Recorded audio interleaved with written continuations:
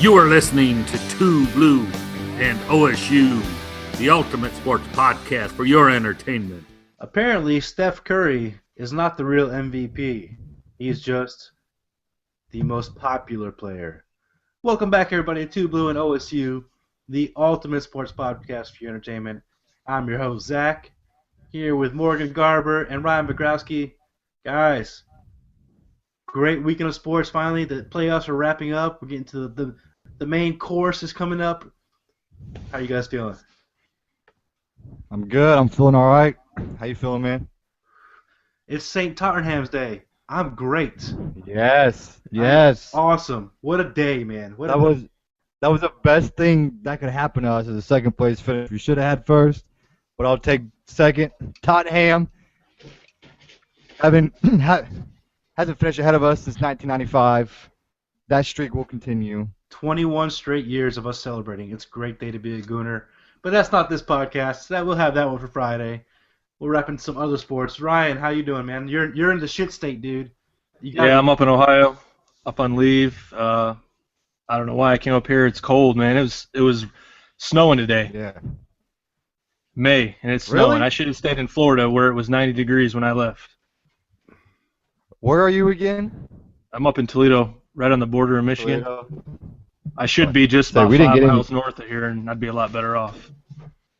We didn't get any snow here in Dayton, but it is a whopping like 50 degrees. Ohio and Tottenham are one and the same. Shit. So we're going to talk a little Steph Curry. Steph Curry was named the unanimous most valuable player of the NBA, and you guys posted the biggest hater comment I have seen in this season. Morgan, this was obvious, wasn't it? This was the right call. It wasn't not. I think people read too much into it. It was obvious one. Look at what Steph Curry did as the season, hit 400 plus threes. What he meant to that team. So he was an obvious MVP. I think a lot of people have an issue with him being a unanimous choice. Looking back in history, Jordan was never a unanimous choice. LeBron James was never a unanimous choice. I mean, hell, even Bill Walton was never a choice. Kareem was never a unanimous choice. So I think that's what a lot of people have an issue with. LeBron came out with some comments saying pretty much want to break down what the MVP is. He said when you talk about a valuable, then you can't just have, or then you have a different conversation. So he's talking about, is Curry the actual most valuable player to his team? So I think right there you're getting kind of you're just nitpicking. You're just being petty. So I wish LeBron James would never came out of those comments, because he is a me person. He hates that the attention isn't on him. So, but Curry should have won it. He was deserving, but people have a problem with him being a unanimous choice. Doesn't that really speak to what he did this season? This guy transformed the league in the last 2 seasons. I mean, to be the first ever unanimous, Jordan never did it. LeBron never did it. Magic never did it. No one's ever done this. And the first thing we want to do is negate it. Oh, he should have been unanimous. Why not? He was the clear MVP. Why shouldn't he be unanimous? Just because you want Jordan? You have people have this image of Jordan like he will never be topped, and that's just not true. It's a new era of basketball, and he's the first unanimous winner, and it's just human nature for everybody who's not a Curry fan or people who didn't win. For their first instinct is to just downgrade him to make themselves feel better about why they didn't get it. I mean, it's human nature. You see it all the time. It's ridiculous. I mean, he definitely deserved it. I mean, you guys know I don't follow basketball a whole lot, but just look at his stats for the year. Yeah, maybe his team still would have been good without him, but would they have won, 73 games this season without him? I don't think they reached 55 without him. Well, he set out. I think I only missed like 3 games for this year, and I know their numbers. Their numbers were down without Curry, but I mean, if you break it, if the Cavaliers didn't have LeBron, what would they be? The Warriors didn't have Curry, what would they be? The Spurs didn't have Leonard, what would they be? If the Thunder didn't have Westbrook or Durant, either one of those two not playing, which they did. Durant was out for a while, and that's when Westbrook had that run of triple-doubles. But they were losing, but he had a run of weeks with triple-doubles. So that's what people are breaking down, is if you take one of those players away, where is that team? But it's just being nitpicky. It's just being petty is what it is. See, here's my problem with that conversation, and I'm all, I'm against them picking the best player on the best team most of the time. But in this case, we're not talking about the most valuable player on a team or what they do for the team. This is the most valuable player of the league, of the entire NBA. And Steph Curry was clearly that. To question that, to deny that, is just showing ignorance and flat-out stupidity, really. Is he popular? Of course he's popular. He's great, and he's done great things. But he definitely was the most valuable player of the league this season.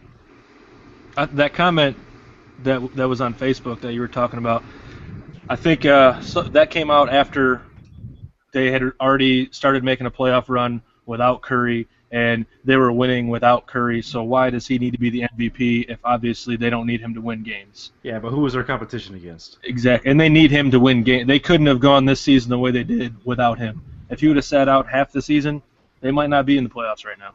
Unlike their coach. Unlike the coach.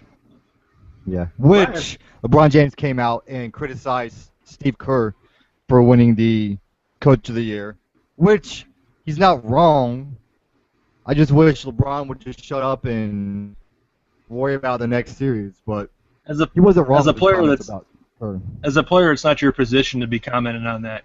You're paid to play the game, not comment on why this person won this award and why you didn't win and how you feel about it. Who cares how you feel about it? You're paid to win championships and play the game. Hold on. This is a guy who won the MVP award when he went to Miami and was with the Big Three, with Dwayne Wade and Chris Bosh. You didn't make that team, and you won the MVP. So you're in the same boat as Steph Curry. LeBron needs to shut up. I'm going to say LeBron is the best player in the game today, but he wasn't the MVP this year. He just needs to stop talking. Stay off Twitter, LeBron. Yeah, I have to agree. I didn't like his comments. I'm a Cavs fan. I'm happy with LeBron's here in Cleveland, but I'm not. I just wish he would just shut up and just play. Ryan, are you in a just win worry about man? next concern. The heater kicked on. The heater kicked on. It's cold up here. Oh my God. Ohio. All right, let's move on to the NBA playoffs. We have our conference finals are set and ready to go. Today, Toronto beat Miami, so it is now Cleveland versus Toronto and Golden State versus a surprise Oklahoma City Thunder. Morgan, your thoughts? Well, be brief on Cleveland and Toronto. Lowry and DeRozan are having one of the most horrible postseasons for a duo. So, and they're kind of hit or miss. Cavaliers are well rested. Toronto's coming off back-to-back 7-game series. So this one should easily be the Cavaliers. I would say 4-1. If it's not a sweep, it'll be 4-1. Cleveland's just ready. Cleveland just playing lights out for this postseason. So it should be Cleveland. The other one, surprise, just like you said, especially after the Spurs came out and blew the doors off freaking Oklahoma by damn near 40 points, and for the Thunder to come back to beat the Spurs twice at San Antonio, where San Antonio's only lost once the whole regular season. So that shows you the regular season doesn't matter at all. The Thunder are playing excellent basketball. Russ and Durant are on fire. They're two of the top 5 players in this postseason. Steven Adams and Enes Kanter are playing like the big man that the Thunder need. They're destroying the freaking boards. They're getting all the offensive rebounds, all the defensive rebounds. They're two of the top 5 in the rebounds. So I think this is going to be a hell of a series. I do give the Thunder a pretty good chance. I didn't give them a chance in Game 1 or after Game 1 against San Antonio. But the way they're playing now against San Antonio and the way that the bigs are stepping up for the Thunder, I think the Thunder can pull this off. Ryan? Yeah, I mean, Oklahoma's definitely playing good right now. Nobody expected them to win that series over San Antonio. I guess it just shows that age does play a factor with certain people this time of the year. Tim Duncan just wasn't where he needed to be. Nobody was really where they needed to be. They didn't have their big guys, weren't scoring, weren't doing what they were supposed to do. It's definitely going to be a tight series with Durant and Westbrook leading the way. I see this one going 7. Honestly, I see it going 7. Part of me wants to say OKC can pull it out, but I think Golden State's going to win this one. And with Cleveland-Toronto, Cleveland's been rested for, almost a week now. Yeah. Toronto's playing good right now, but Cleveland's definitely going to take this one. I'll give Toronto 2 wins, so Cleveland will take it in 6. All right, so I'll start off with Cleveland-Toronto.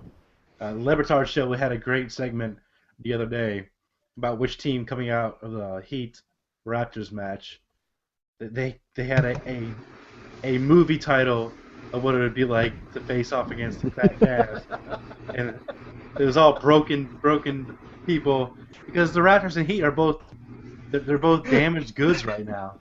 You heard that with one? the one arm shooting a gun, yeah. With the one arm shooting a gun. Alien vs Predator, was that it? Yeah, the Predator one. They also, The Predator. they also had a Good Will Hunting quote where he's talking about grabbing the wrench because fuck LeBron. That's why. They're gonna lose anyways. Yeah, they're gonna lose anyway. So fuck it. anyways. So you know what? I see Cavs sweeping this series because the Raptors they're physically broken, they're mentally broken, and I was actually surprised. I was looking up stats from the Cavs. So I didn't watch a single game of any Cavs series because why would I? We didn't need 4 games for me to know the Cavs were better than the Pistons or who else did they beat? The Hawks. Atlanta. Yeah, I didn't need 4 games to know that. We already knew that. But I was surprised to see that Kyrie Irving is actually leading them in points per game this postseason. 24.4 points per game. LeBron's at 23.3, so he's not far behind. And he's playing good basketball. But Kyrie Irving's really stepped up, and we all know he wasn't there for their postseason run in the finals last year, and that hurt him. Neither was Love. Oh, it was Love? He was hurt in the finals, though, wasn't he? Irving? Well, they both were out for the finals because Love got hurt against Boston, and I believe Irving missed all the playoffs. Yeah.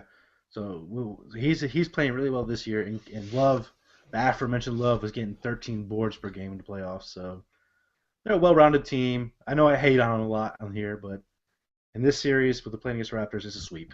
The Western Conference, we picked the Spurs over Golden State. Thunder beat the Spurs. Naturally, you'd think they have a chance. I'm taking the Warriors in 5. Ooh, Warriors 5. Really? In 5. 5? Yep. I like the matchup better between Spurs and Warriors, but I don't see Durant and Westbrook going 7 games with the pace they're on. They're gonna choke. All right. They always do. So I got Warriors in 5. Steph Curry blowing it up. The Warriors took the 3-game sweep in the regular season. The first 2 were close. The second one was that one where Curry hit that 30-footer to send it into overtime. But the third game was a blowout too. Golden State won 2 of those at Oakland. So I can see where you're coming from, but like OKC just did to the Spurs, throw regular season out the window. It doesn't matter. You have a athletic Thunder team going up against an athletic Warriors team. We all were hoping for a Thunder or a Warriors Spurs finals. I think this is a better matchup. I think this is just intriguing as hell for these two teams to go up. Yeah, and You got three of probably the top 5 players in the league right now in this conference final.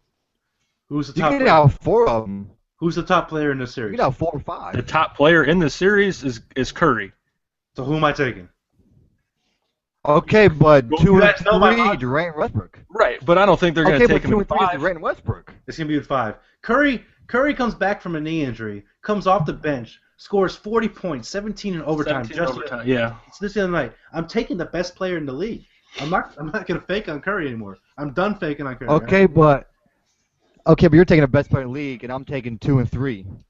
So Well, in this matchup maybe 2 and 3, but in the league it's not 2 and 3. Like maybe 5 and 8. well, no. Durant Westbrook finished 4th and 5th in the MVP voting. So Yeah. I mean, they're 2 of the top 5 players in all of NBA. Period. That's debatable, but that's a conversation So- for another time. I got the Warriors in 5. Let me ask you a question. You guys disagree Well, with me. Okay. Well, first off, I think I'll take OKC in 7. So that's just me. But the OKC. biggest thing from that series is, do you think this is the end for Duncan? Yeah, I think Tim Duncan should probably. It needs to be. Ginobili should too. Ginobili Yeah. and Duncan should call it. I do agree. Unless Duncan wants to have that role like he had at series, kind of coming off the bench. Hell, he had like 19 points in that last game, but Yeah. All right, so that's our NBA conference finals. Game 1 of Thunder. Excuse me. See, I'm thinking Spurs already. Thunder and Warriors is tomorrow night at 9 p.m. Eastern. We'll have those breakdown of this week's games next weekend. Let's move on to the NHL conference finals. Our very own Barry Melrose, Ryan Bogrowski, is here with us to break down the Western Conference Finals and the Eastern Conference Finals NHL. We'll start in the Eastern Conference since we already have one game under our belt in that one. Tampa Bay is leading the series 1-0. Tampa Bay is back in it again. They were in the Eastern Conference Finals last year, went to the Stanley Cup Finals. They breezed through rounds 1 and 2. I mean, completely made Detroit and New York look like they didn't need to be there at all. They're facing Pittsburgh, who beat the Capitals. No surprise there. Capitals lost in 6. Ovechkin has never made it to round 2. I mean, it's not all his fault. He had a decent series. It wasn't great. Could have been a lot better. But, again, he's at home after round 2, not in the conference finals. Tampa Bay took game 1 even after Ben Bishop got hurt. He played until 7:35 left in the first period. He made a comment today that said he thought he broke his leg. It was the worst pain that he's ever felt, and he's never felt anything like that before. According to Coach John Cooper, he is day-to-day. There is a chance he could come back. I guess it's just going to game time, I'd imagine. But his replacement, Vasil Vlecki, however you say that, he came. European dude. Yeah, something like that. He came in, made 25 saves, and just led Tampa Bay. He's not. He doesn't come into the playoffs with no experience. He played last year in the playoffs. I think this was game 6 or 7 that he's been in. So he knows what he's doing. He understands the pressure that's involved. But again, Bishop's X-rays came back negative, and there is a chance he can start game 2, just not for sure yet. I wouldn't put him in, personally. Let him sit out. If his backup's doing what he can, at least let him sit out and not start the game. If he needs to come in, let him come in. Otherwise, just let him heal. Aren't they already down a couple players? I know Stamkos is Steven trying to come Stamkos, back. yeah, he's. I guess he thinks he's ready, but he's still taking blood thinners. and he has been skating, but he's just not.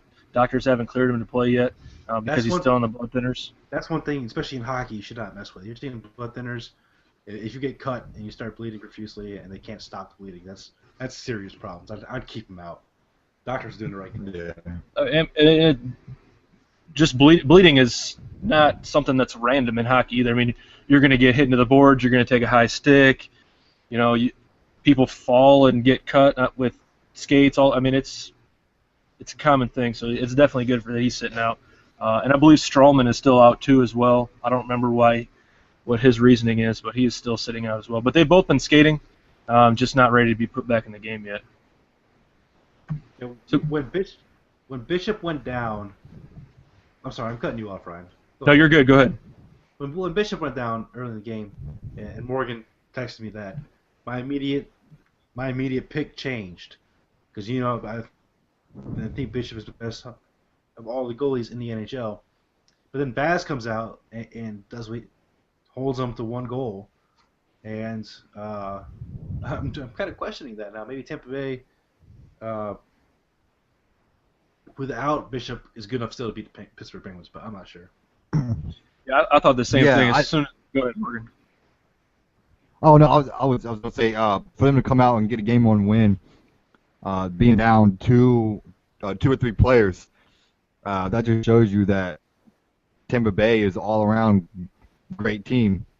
On the second or third group of guys, that come in. I mean, they're playing like they're on a mission, even down the best goalie. You know what you said, Zach, the best goalie in the playoffs, one of the best players on the team, and for them to still come out with a 3-1 win and take game 1, I will have to go with Tampa Bay. Yeah, I was worried when I seen that message that you said he went down because I wasn't watching the game, but I was actually on the road. But yeah, I was worried. I was thinking there's no way Tampa Bay is going to win this series without him in there. But they definitely they had a lot of time off too between the second round and this series to start, so that plays a big deal in it. Pittsburgh just ended their series the other night, so they're coming off. They're pretty tired still. So it's definitely going to be a good series. Both teams extremely fast, probably the two fastest playing teams in the league. So it'll be a good one. I'll still take Tampa Bay, and I think this one will go 6. I'll take Tampa Bay then too. We'll make it a clean sweep, Tampa Bay. So we got St. Louis Blues and San Jose Sharks. They're actually playing game 1 as we speak. Score is still 0-0.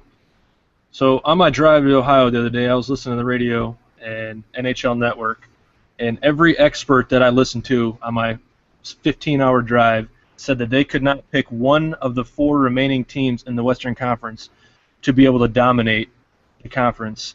And nobody made a pick on the Sharks-Nashville game because they didn't think either team would be able to dominate the other. St. Louis dominated their game to make it to the conference finals, and San Jose dominated to make it to the conference finals as well. This is going to be a hard-fought series. Both goalies are amazing right now. Brian Elliott has a .929 save percentage and a 2.29 goals against average. And Jones from San Jose has a .918 save percent and 2.16 goals against average. And both of them are dominating on the penalty kill. San Jose is 82.3% on the penalty kill, and St. Louis is 79.5% of the penalty kill. So special teams are going to struggle in this as well. There's big-time scores on both teams. David Backes with 6 goals in the postseason so far. Tarasenko has 7 goals. Troy Brouwer has 5 goals. Then you got Pavelski. He's leading the league with 9 goals. Couture has 7 goals. And Burns, a defenseman, has 4 goals for San Jose. So a lot of big-time scorers on both teams. This is definitely going to go down. I think it's going to go to 7. I don't think it's going to dominate either way. It'll go to 7, but I'm taking St. Louis in this one. So Couture has 7 goals, and he also has 10 assists He's leading the NHL in points with 17 right now. And but here's what I. So last series, San Jose was 4-0 at home, but 0-3 on the road in Nashville. St. Louis now has home ice advantage throughout the rest of the playoffs. If they make it to the finals, they have that there too. But they're 3-4 at home so far and 5-2 on the road. So something in this series is going to break. Either St. Louis is going to play better at home, or San Jose is going to break their road duck. It's hard to pick a clear favorite with the way they played. I mean, St. Louis played great on the road, but San Jose is pretty much unbeatable at home right now. So I'm going to lead towards San Jose right now, to be completely honest with you. I think with Chor and Pavelski, they have those goal-scoring threats and the offensive advantage. And I'm going to take them winning all 3 home games and taking 1 in St. Louis. I'm going to go with St. Louis. They have looked like the better team, one of the better teams in the playoffs up to this point. Them in Tampa Bay are playing great. So I'm going to go with St. Louis. I think it'll be a St. Louis Tampa Bay in the finals, and that should be a hell of a Stanley Cup final. Yeah, I agree with that. I can't take St. Louis. I hate St. Louis. I hate them. You know, there's all this talk about you said you heard somebody saying that Ovechkin should get traded because they can't make it to the past round 2 with him. Well, TJ Oshie has been with St. Louis for since 2005, and they have never made it to the conference finals while he was there. They got rid of him, and now they're in the conference finals. So you can't just nitpick one player here and there. I mean, he just can't. I mean, he doesn't come through in the playoffs. It is what it is. He's not the only one. We talked the other day. It took Yzerman, 14 seasons to win a cup. So, and he's the captain. I mean, it doesn't get much better than him. It was Michael Wilbon who said that, one of the most respected sports journalists around. He said on PTI that they should trade him, and I was blown away. I was taken aback. I was like, and they live in a D.C. area, so they're very into the Washington sports scene. But I thought it was a crazy thing to bring up. Trade Ovechkin. What could you get for him? Who could match that value? I can't say anybody. Nobody's going to be able to pay to have him on their team and still keep the team that they have now, or without getting rid of everybody on their team. Yeah, it'd be a nightmare. I thought that was funny though. So we have, I believe, Game 1's going on now with San Jose and St. Louis, and Game 2 of Lightning Penguins is tomorrow night. Tomorrow at 8 Eastern. We'll keep tracks on those, and next week we'll have breakdowns of the conference finals. Let's move right along on to Pick'em. It's Pick'em time. We didn't do Pick'em last week. I didn't get games up. That's my bad. And I'll get our standings updated. I have to do that. I'm kind of slacking there, guys. It's my fault. So we got 5 games to pick this week. We'll start off with Tuesday, the Marlins versus Phillies. I'll go with the Phillies. They're on I think someone had it ranked as like the 3rd best team in all of baseball right now. They started off slow, but they're on fire, so I'm going to go with Phillies. Ryan? Yeah, I'm going to take the Phillies with that one as well. Yeah, I'm thinking Phillies, and Velasquez is starting. He's 4-1 this year, so I'll stay with him. Also Tuesday, we have Angels versus Dodgers. Weaver versus Kershaw. Dodgers. Well, I hate doing this, but I'm taking Dodgers as well. Thursday, Mariners versus Orioles. We got Carnes versus Tillman. Tillman, you pitching? Yeah. Nice. He's like my second cousin, I think. I should ask him for money, huh? He's not really. That's a lie. I am lying to all of you right now. I have no relation to him at all. You should find out. Probably. What's that DNA site? Oh, what's that? I know it's like Ancestors.com, and there's another one. It's like, yeah. Find my family tree. Who you got, Morgan? Mariners, Orioles. I'll go with the Mariners. Ryan?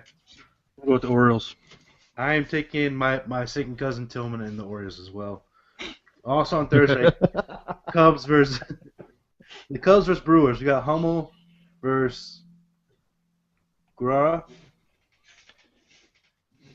I butchered his name. Cubs versus Brewers. Who you got? Cubs. Cubs. Jesus. That's an easy one.